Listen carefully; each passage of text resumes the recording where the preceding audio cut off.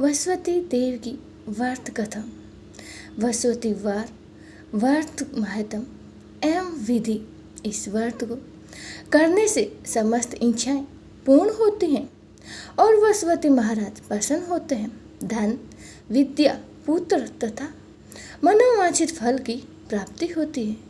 परिवार में सुख तथा शांति बनी रहती है। इसीलिए यह व्रत सर्वश्रेष्ठ और अति फलदायक है। इस व्रत में केले का पूजन ही करें। कथा और पूजन के समय मन, कर्म और वचन से शुद्ध होकर मनोकामनाएं पूर्ति के लिए वसुवती देव से प्रार्थना करनी चाहिए। दिन में एक समय ही भोजन करें। भोजन चने की दाल आदि का ही करें। नमक न खाएं। पीले वस्त्र पहने। पीले फलों का प्रयोग करें। पीले चंदन से पूजा करें। पूजा के बाद भगवान वसुवती की कथा सुननी चाहिए। वसुवतीवार व्रत कथा प्राचीन समय की बात है। एक बड़ा ही प्रतापी तथा दानी राजा था। वह प्रत्येक गुरुवार को व्रत रखता एवं पूजा करता। यह उसकी रानी को अच्छा न लगता। न वह व्रत करती और न ही किसी को एक पैसा भी दान में देती। राजा को भी ऐसा करने से मना किया करती। एक समय की बात है कि राजा शिकार खेलने वन को चले गए। घर पर रानी और दासी थी। उस समय गुरु वसुवती देव साधु का रूप धारण कर राजा के दरवाजे पर भिक्षा मांगने आए। साधु ने रानी से भिक्षा मांगी तो वह कहने लगी, हे साधु महाराज, मैं इस दान पुण्य से तंग आ गई हूँ। आप कोई ऐसा उपाय बताएं जिससे ये सारा धन नष्ट हो जाए और मैं आराम से रह सकूं। साधु रूपी वसुवती देव ने कहा, हे देवी, तुम बड़े ही विचित्र हो। संतान और धन से भी कोई दुखी होता है। अगर तुम्हारे पास धन अधिक है तो इसे शुभ कार्यों में लगाओ, जिससे तुम्हारे दोनों लोग सुधरेंगे। परंतु साधु की इन बातों से रानी खुश नहीं हुई। उसने कहा, मुझे ऐसे धन की आवश्यकता नहीं है जिसे मैं दान दूं तथा जिसको संभालने में ही मेरा सारा समय नष्ट हो जाए। साधु ने कहा, यदि तुम्हारी ऐसी ही इच्छा है तो जैसा मैं तुम्हें बताता हूँ तुम वैसा ही करना। वसुवतीवार के दिन तुम घर को गोबर से लीपना।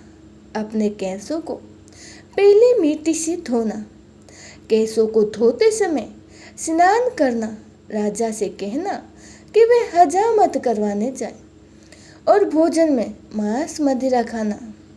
कपड़ा धोबी के यहाँ धुलने डालना। इस प्रकार 7 वसुवतीवार करने से तुम्हारा समस्त धन नष्ट हो जाएगा। इतना कहकर साधु बने वसुवती देव अंतर्ध्यान हो गए। साधु के कहे अनुसार करते हुए रानी को केवल 3 ही वसुवतीवार बीते थे कि उनकी समस्त धन संपत्ति नष्ट हो गई। भोजन के लिए अब परिवार तरसने लगा। एक दिन राजा रानी से बोला, हे रानी, तुम यहीं रहो, मैं दूसरे देश को जाता हूँ, क्योंकि यहाँ पर मुझे सभी जानते हैं, इसीलिए मैं यहाँ कोई छोटा कार्य नहीं कर सकता। ऐसा कहकर राजा परदेश चला गया। वहाँ वह जंगल से लकड़ी काट कर लाता और शहर में बेचता। इस तरह वह अपना जीवन व्यतीत करने लगा। इधर राजा के बिना रानी और दासी दुखी रहने लगे। एक समय जब रानी और दासी को 7 दिन बिना भोजन के रहना पड़ा तो रानी ने अपनी दासी से कहा, हे दासी, पास ही के नगर में मेरी बहन रहती है। वह बड़े ही धनवान है। तू उसके पास जा और कुछ ले आ ताकि थोड़ा बहुत गुजर बसर हो जाए। दासी रानी की बहन के पास गई और उस दिन बसंती वार था। रानी का बहन उस समय बसंती वार की कथा सुन रही थी। दासी ने रानी की बहन को अपनी रानी का संदेश दिया, लेकिन रानी की बहन ने कोई उत्तर नहीं दिया। जब दासी को रानी की बहन से कोई उत्तर नहीं मिला तो वह दुखी हुई और बहुत दुखी हुई। उसे क्रोध भी आया। दासी ने वापस आकर रानी को सारी बात बता दी। सुनकर रानी ने अपने भाग्य को कोसा। उधर रानी की बहन ने सोचा कि मेरी बहन की दासी आई थी, परंतु मैं उससे नहीं बोली, इससे वह बहुत दुखी हुई होगी। कथा सुनकर और पूजन समाप्त कर वह अपनी बहन के घर गई और कहने लगी, हे बहन, मैं बसंती वार का व्रत कर रही थी, तुम्हारी दासी गई थी, परंतु जब तक कथा होती है तब तक न ही उठते हैं और न ही बोलते हैं, इसीलिए मैं नहीं बोली। कहो दासी, क्यों गई थी? रानी बोली, बहन, हमारे घर अनाज नहीं था। ऐसा कहते कहते रानी की आंखें भर आई। अपने दासियों समेत भूखा रहने की बात भी अपनी बहन को बता दी। रानी की बहन बोली, बहन देखो, बसंती देव भगवान सबकी मनोकामनाएं पूर्ण करते हैं। देखो, शायद तुम्हारे घर में भी अनाज रखा हो।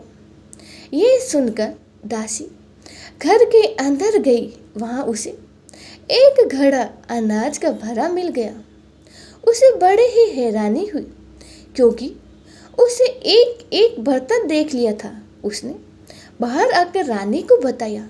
दासी रानी से कहने लगी, हे रानी, जब हमको भोजन नहीं मिलता तो हम व्रत ही तो करते हैं, इसीलिए क्यों ना इनसे व्रत और कथा की विधि पूछ ली जाए, हम भी व्रत किया करेंगे।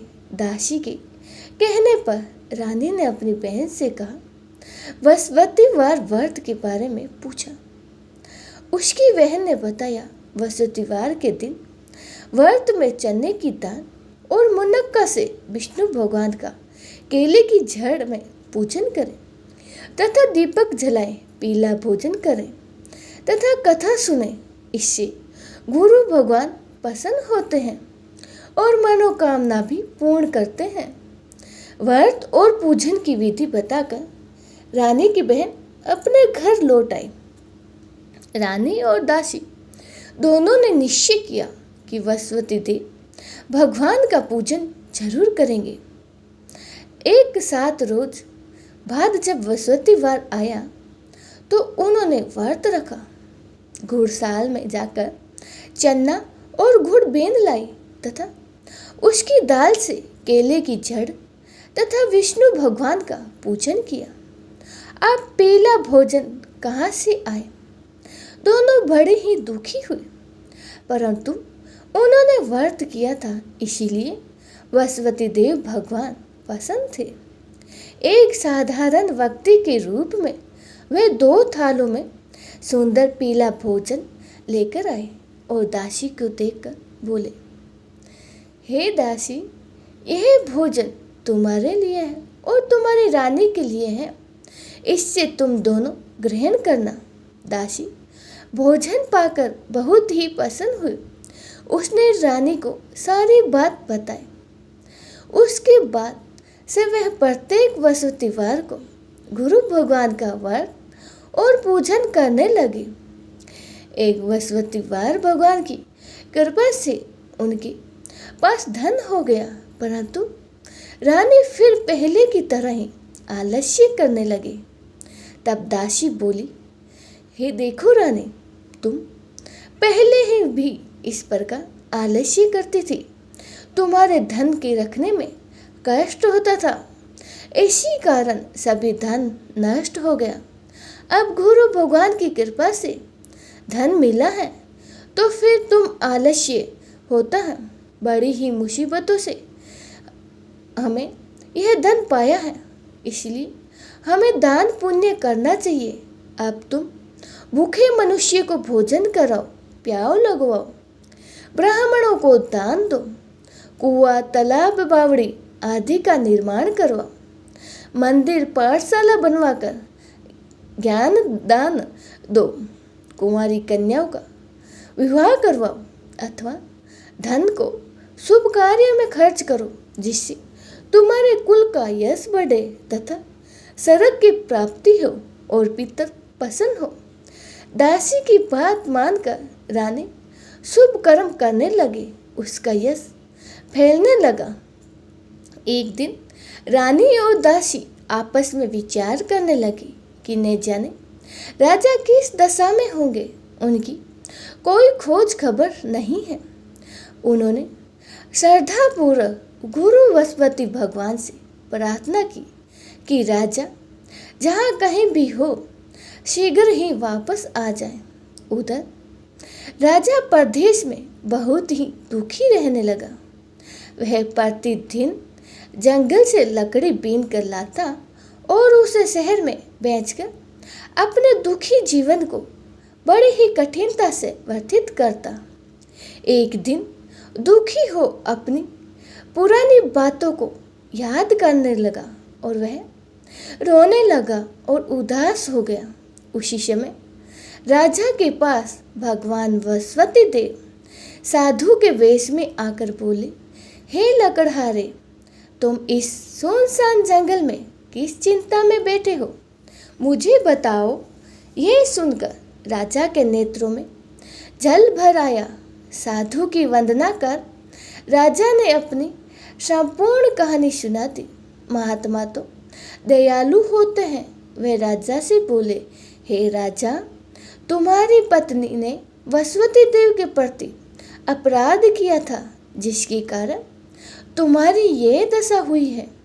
अब तुम चिंता मत करो, भगवान तुम्हें पहले से अधिक धन देंगे। देखो, तुम्हारी पत्नी ने वसुपतिवार का व्रत प्रारंभ कर दिया है। अब तुम भी वसुपतिवार का व्रत करके चने की दाल में गुड़ झल के लोटे में डालकर केले का पूजन करो।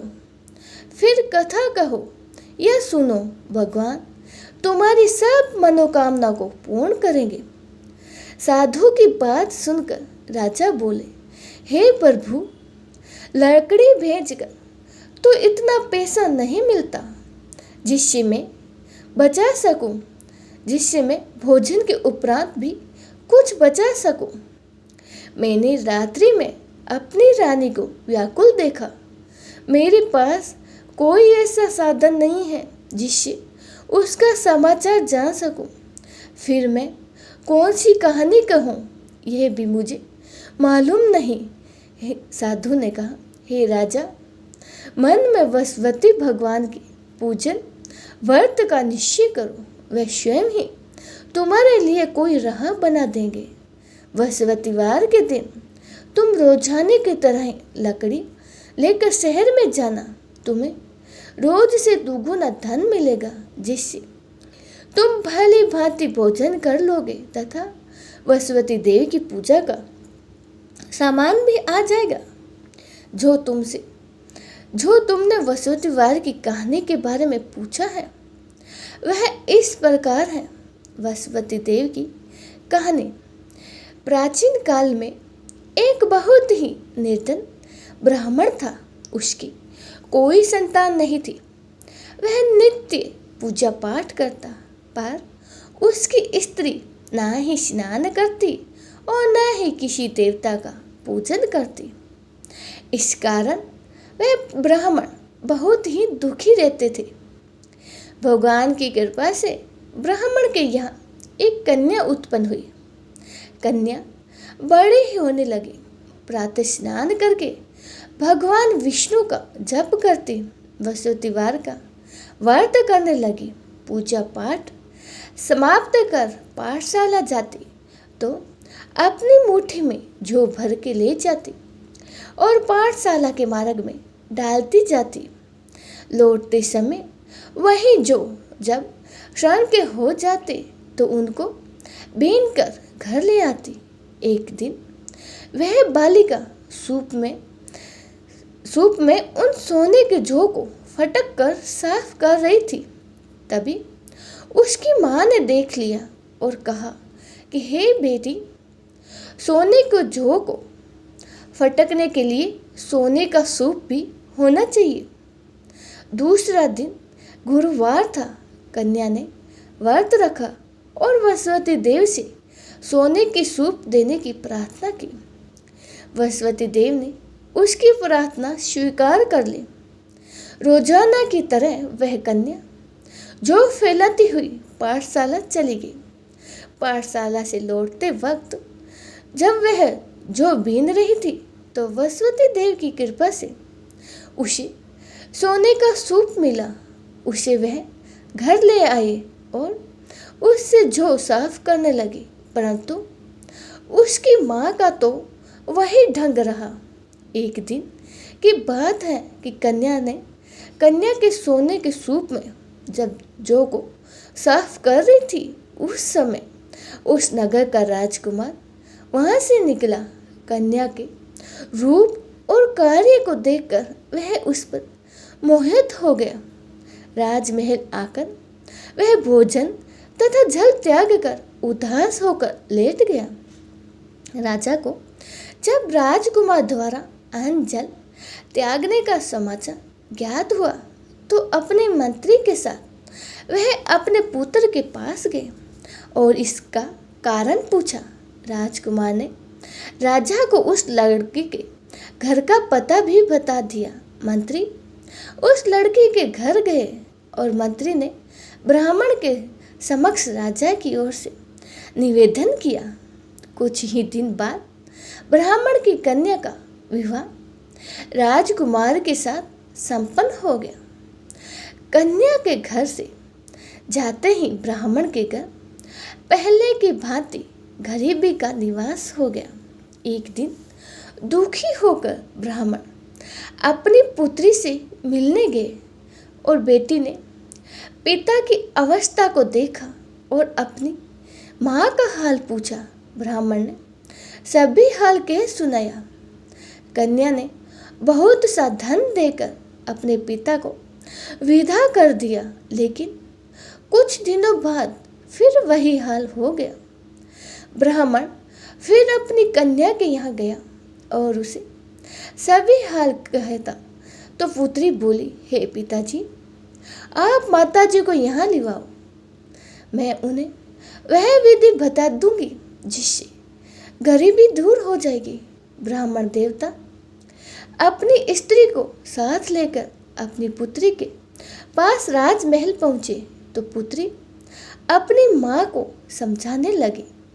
बोली कि हे माँ, तुम प्रातः का स्नान आदि करके भगवान विष्णु जी का पूजन करो, तब सब दरिद्रता दूर हो जाएगी। परंतु उसकी माँ ने उसकी एक भी बात नहीं मानी। वह प्रातःकाल उठकर अपनी पुत्री की बची जूठन को खाने लगी। एक दिन उसकी पुत्री को बहुत गुस्सा आया। उसने अपनी माँ को एक कोठरी में बंद कर दिया।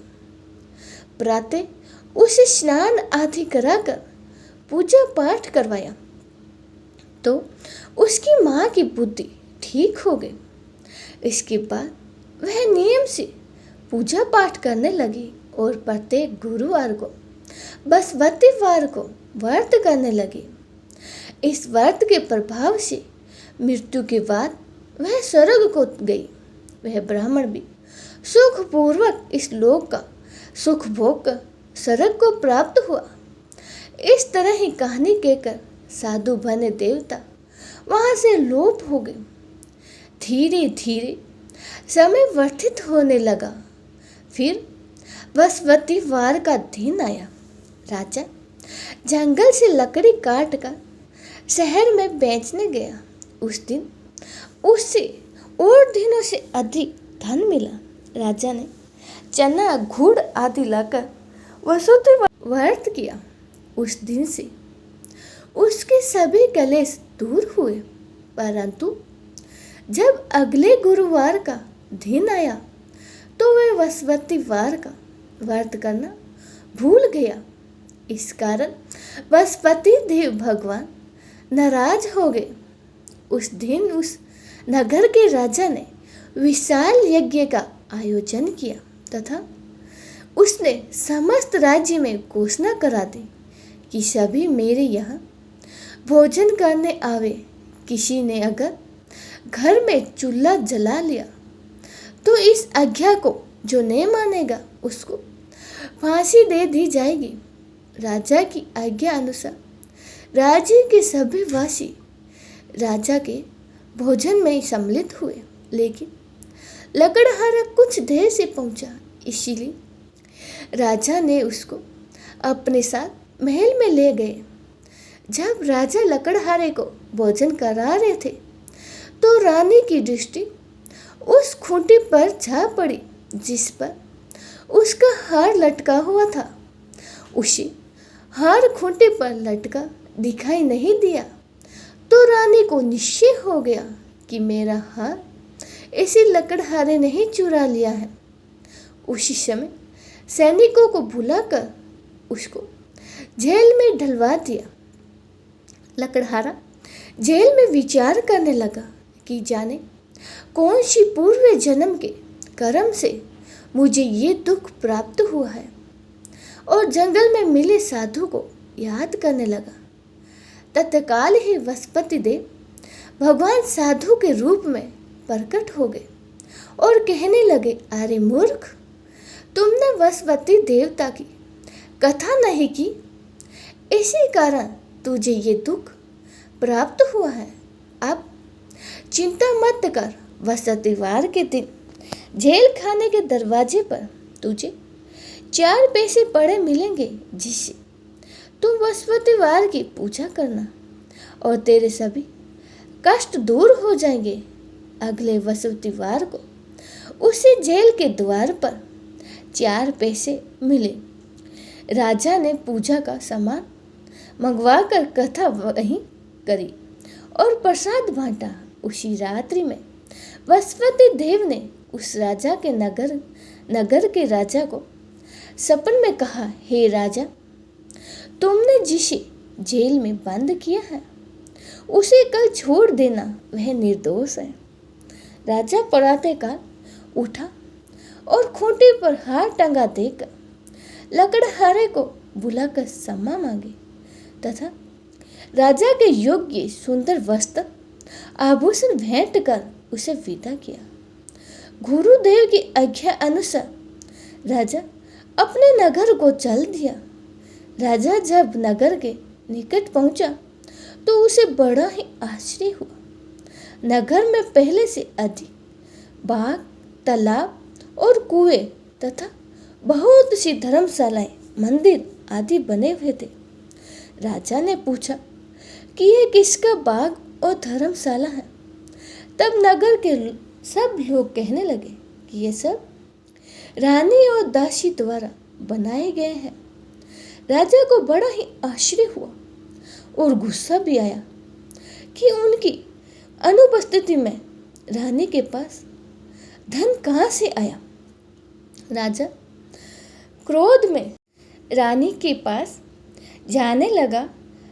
तब उधर रानी को जब ये खबर सुनी कि राजा आ रहे हैं तो उसने अपनी दासी से कहा, हे दासी, देखो राजा हमको कितनी बुरी हालत में छोड़ कर गए थे। वह हमारी ऐसी हालत देखकर लौट ना जाए, इसीलिए तू दरवाजे पर खड़ी हो जा। रानी की आज्ञा अनुसार दासी दरवाजे पर खड़ी हो गई और जब राजा आए तो उन्हें अपने साथ महल में लिवा लाई। तब राजा ने क्रोध करके अपनी तलवार निकाली और रानी से पूछने लगे, बताओ यह धन तुम्हें कैसे प्राप्त हुआ। तब रानी ने सारी कथा कह सुनाई। तब राजा ने निश्चय किया कि मैं रोजाना दिन में 3 बार कहानी कहूँगा और रोज व्रत किया करूँगा। अब हर समय राजा के दुपट्टे में चने की दाल बंधी रहती थी तथा दिन में 3 बार कथा कहता। एक रोज राजा ने विचार किया कि चलो अपनी बहन के यहाँ हो आऊं। इस तरह का निश्चय कर राजा घोड़े पर सवार होकर अपनी बहन के यहाँ चल दिया। मार्ग में उसने देखा कि कुछ आदमी एक मुर्दे को लिए जा रहे हैं, तो उन्हें रोककर राजा कहने लगे, अरे भाई, मेरी वसवती वार की कथा सुन लो। वे बोले, लो, हमारा तो यहाँ आदमी मर गया, इसको अपनी कथा की पड़ी है। भाई, तुम अपनी कथा किसी और को सुनाना। राजा तभी वहाँ एक आदमी बोला, अच्छा, कहो, हम तुम्हारी कथा सुनेंगे। राजा ने दाल निकाली और कथा कहनी शुरू कर दी। जब कथा आधी हुई तो मुर्दा हिलने लगा, और जब कथा समाप्त हो गई तो मुर्दा राम राम करके खड़ा हो गया। राजा आगे बढ़ा और उसे चलते चलते शाम हो गई। आगे मार्ग में उसे एक किसान खेत में हल चलाता हुआ मिला। राजा ने उसे कथा सुनने को आग्रह किया, लेकिन वह नहीं माना। राजा आगे चल पड़ा। राजा के हटते ही बैल पाँच खाकर गिर गया तथा किसान के पेट में बहुत जोरों से दर्द होने लगा। उसी समय किसान की माँ रोटी लेकर आई। उसने जब देखा तो अपने पुत्र से सब हाल पूछा। बेटे ने सभी हाल बता दिया। बुढ़िया दौड़ी दौड़ी उस घुड़सवार के पास गई और उससे बोली, मैं तेरी कथा सुनूंगी, पर तू अपनी कथा को मेरे खेत पर चलकर कहना। राजा ने लौटकर बुढ़िया के खेत पर जाकर कथा कही।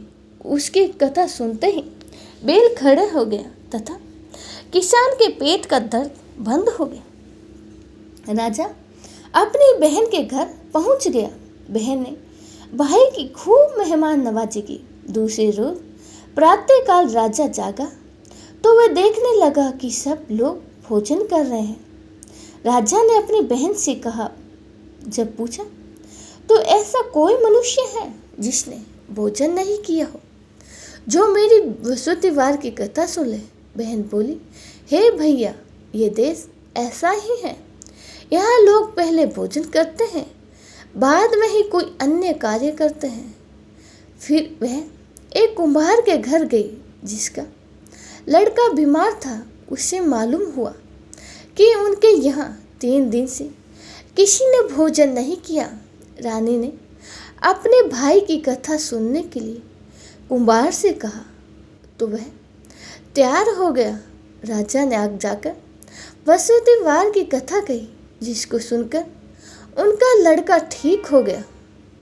अब तो राजा की प्रशंसा होने लगी। एक दिन राजा ने अपनी बहन से कहा, हे बहन, मैं अब अपने घर जा रहा हूँ, तुम भी तैयार हो जाओ। राजा की बहन ने अपनी सास से अपने भाई के साथ जाने की आज्ञा मांगी तो सास बोली, हाँ चले जा, मगर अपने लड़के को मत ले जाना, क्योंकि तेरे भाई के कोई संतान नहीं है। बहन ने अपने भाई से कहा, हे भैया, मैं तो चलूँगी, मगर मेरा कोई बालक नहीं चलेगा। अपनी बहन को भी छोड़कर दुखी मन से राजा अपने नगर को लौट चला। राजा ने अपनी रानी से सारी कथा बताई और बिना भोजन किए ही वह सैया पर लेट गया। रानी बोली, हे प्रभु, बृहस्पति देव ने हमें सब कुछ दिया है, वे हमें संतान अवश्य देंगे। उसी रात बृहस्पति देव ने राजा को सपन में कहा, हे राजा, उठ, सभी सोच त्याग दे, तेरी रानी गर्भवती है। राजा को यह जानकर बड़ी ही खुशी हुई। 90 महीने रानी के गर्भ से एक सुंदर पुत्र पैदा हुआ।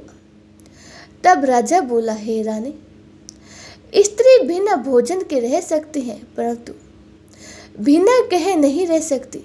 जब मेरी बहन आए तो तुम उसे कुछ मत कहना। रानी ने हाँ कह दी। जब राजा की बहन ने यह शुभ समाचार सुना तो वह बहुत खुश हुई तथा बधाई लेकर अपने भाई के यहाँ आई। रानी ने तब उसे आने का उलाहना दिया। जब भाई अपने साथ ला रहे थे तब टाल गई, उनके साथ नहीं आई और आज अपने आप ही भागी भागी बिना बुलाए आ गए। तो राजा की बहन बोली, भाई मैं इस प्रकार नहीं कहती तो तुम्हें औलाद कैसे प्राप्त होती।